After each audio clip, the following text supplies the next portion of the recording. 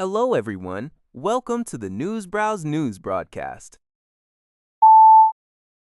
According to Lianhe Xiaobao, the United States military announced it has commenced clearing operations in the Strait of Hormuz, two guided missile destroyers, the USS Frank E. Peterson and USS Michael Murphy, reportedly transited the strategic waterway to create conditions for safe passage, aiming to facilitate free trade.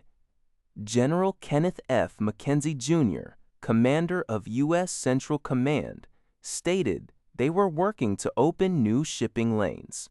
President Trump also claimed the U.S. was helping other nations that lack the courage and will to conduct such operations themselves, asserting that all 28 Iranian mine-laying boats had been sunk. However, Iran's armed forces strongly denied any U.S. warships entered the strait and warned of a firm response to any military vessel attempting to force passage. The Islamic Revolutionary Guard Corps Navy reiterated its control over the strait's passage rights, granting access only under specific conditions for non-military vessels. Reports from Axios and Bloomberg suggested earlier attempts by U.S. destroyers were met with Iranian threats, including a drone launch, forcing them to turn back, though the U.S. statement did not confirm any obstruction. Iran negotiations in Pakistan concluded without resolution, with the Strait of Hormuz remaining a central point of disagreement. According to Sinchu Daily, historic peace talks between the United States and Iran in Islamabad concluded after 21 hours without any agreement. The nuclear issue remained the primary point of disagreement, with the U.S. stating that Iran refused to accept its conditions. U.S. Vice President Vance, who led the American delegation, implied Iran rejected their final and best offer, emphasizing the need for a clear, long-term commitment from Iran not to pursue nuclear weapons. Iran's foreign ministry spokesperson, Bakai, countered that excessive U.S. demands hindered a common framework, noting that the negotiations took place in an atmosphere of distrust and suspicion following 40 days of imposed conflict.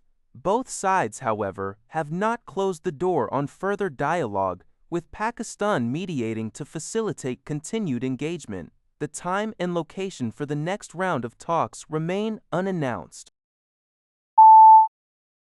According to Zityo Shabah, a recent report indicates that Iran utilizes shadow banking activities and Hong Kong-based companies to circumvent U.S. economic sanctions, facilitating the procurement of weapon parts and the transfer of funds. A U.S. Treasury analysis found that in 2024 alone, approximately $4.8 billion, about NT $153.6 billion, linked to Iran's shadow banking operations, was transacted through Hong Kong entities. These companies operate like a whack-a-mole game, quickly re-establishing under new names in Hong Kong after being sanctioned to continue purchasing equipment and moving money.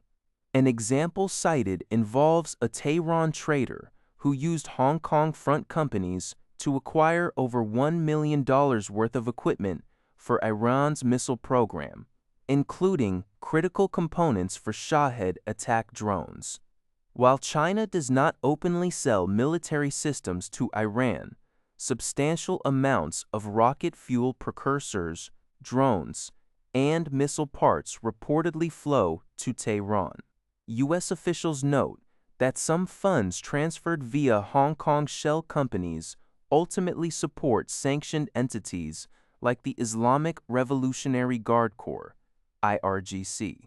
Hong Kong's non-recognition of unilateral sanctions from other nations limits local legal restrictions on such activities. In response, the U.S. is now targeting company formation agents and addresses to increase regulatory costs and detection risks for smugglers. And the State Department has offered a $15 billion reward for information leading to the dismantling of these networks. In a rare interview with NPR, a wounded Hezbollah field commander, identified only by his nom de guerre jihad, offered insights into the Shia Muslim militia's operations against Israel. He described being injured in an Israeli airstrike in Beirut that killed over 350 people, yet remaining committed to the fight. Following the 2024 pager attack and the killing of former leader Hassan Nasrallah, Hezbollah has adopted a decentralized command structure under new leader Naim Qassem and largely abandoned modern electronics for security. Jihad stated that the group successfully rearmed after the 2024 war, despite a ceasefire agreement, by providing Lebanese soldiers with defunct weapons while retaining their main arsenal.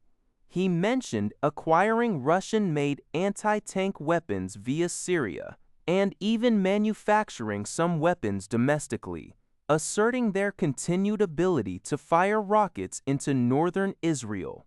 The interview concluded abruptly as drones and warplanes were heard overhead. Al Jazeera reports that over 500 pro-Palestinian protesters were arrested in London's Trafalgar Square during a sit-down demonstration supporting the Palestine Action group. The arrests, primarily for displaying placards, occurred despite a high court ruling in mid-February 2026 that overturned the government's designation of Palestine Action as a terrorist organization, citing free speech concerns. However, police resumed enforcement in late March after the government appealed the ruling. Protest organizers, Defend Our Juries, accused the UK government of complicity in Gaza's genocide and a misguided crackdown on peaceful protest. Amnesty International UK condemned the mass arrests as yet another blow to civil liberties. Nearly 3,000 arrests have been made since the ban, with trials currently suspended until a review on July 30, 2026. Palestine Action, founded in 2020, aims to end British involvement in Israel's mistreatment of Palestinians by targeting weapons manufacturers. That's all for this video. Thank you for watching. See you in the next video.